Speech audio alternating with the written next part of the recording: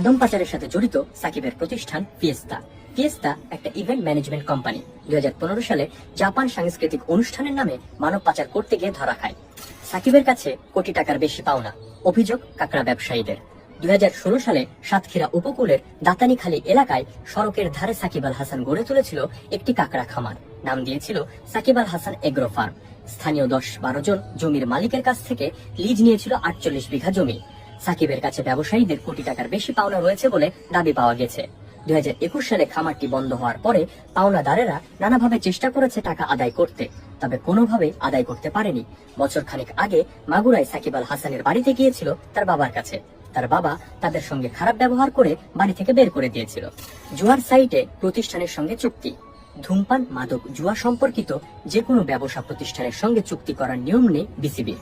Online জুয়ার site bet উইনারের অঙ্গ প্রতিষ্ঠান বেট উইনার নিউজের দূত হিসেবে চুক্তিবদ্ধ হয়েছিলেন সাকিব আল হাসান। কিন্তু বিসিবির কেন্দ্রীয় চুক্তিতে থাকা সাকিব বিসিবিকে এই ব্যাপারে তো কিছু জানাননি, বরং নেননি কোনো অনুমতি। একে তো অনুমতি নেননি, তার মধ্যে জুয়া সম্পর্কিত বিষয়ের সঙ্গে যুক্ত হওয়া স্পষ্ট নিয়ম লঙ্ঘন। এর আগেও 2019 সালে 3 বার জুয়ারির অনৈতিক প্রস্তাব গোপন করায় এবং জুয়ারিদের সঙ্গে আলাপ চালানোর সব ধরনের ক্রিকেট থেকে তাকে 1 বছরের জন্য নিষিদ্ধ করা হয়েছিল। যদিও আইসিসি প্রথমে 2 বছরের জন্য নিষিদ্ধ করেছিল, তবে দোষ স্বীকার করায় পরে তা 1 বছর হয়। 6 প্রতিষ্ঠানের শেয়ার কারসাজিতে সাকিব। লেনদেন 140 কোটি টাকা। পুঁজিবাজারে তালিকাভুক্ত 6টি প্রতিষ্ঠানের শেয়ার কারসাজিতে ক্রিকেটার সাকিব আল হাসানের নাম এসেছে। কারণ বিশ্বসেরা অলরাউন্ডার সাকিব পুঁজিবাজারে কারসাজির নায়ক আবুল খায়ের হিরোর গ্রুপের সদস্য। সাকিব প্রতিষ্ঠানগুলোর বেনিফিশিয়ারি অ্যাকাউন্টের মাধ্যমে 140 কোটি টাকা লেনদেন করেছেন। সবচেয়ে বেশি 46 কোটি টাকার লেনদেন হয়েছে ওয়ান ব্যাংকের শেয়ারে। স্বাস্থ্যের পলাতক মিঠুর সঙ্গে ব্যবসায় বেঞ্জির সাকিব।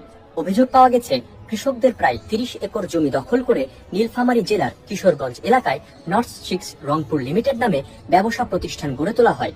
জমি দখলে বাধা দেওয়ায় পুলিশের সঙ্গে সংঘর্ষে এক কৃষক গুলিবদ্ধ সহ কয়েকজন আহত হয়েছিল তখন। স্থানীয়রা বলেছে প্রভাবশালী মিঠুর সঙ্গে বেনজির আহমেদ এবং সাকিব আল হাসান যুক্ত হওয়ায় তারা দুর্ভোগ পোহালেও ভয়ে মুখ খুলতে পারেনি। ক্যান্সার হাসপাতালের নামে নিউ ইয়র্কে চাঁদাবাজি, প্রতারণা, ব্যবসা ও মাঠেযত অপকর্ম। বাংলাদেশের মাগুরায় নিজের নামে ক্যান্সার হাসপাতাল প্রতিষ্ঠার কথা বলে নিউ ইয়র্কে তহবিল সংগ্রহের নামে চাঁদাবাজিতে নেমেছিলেন ক্রিকেটার সাকিব আল হাসান। কোম্পানির নাম Shakib Al Hasan cancer awareness ink.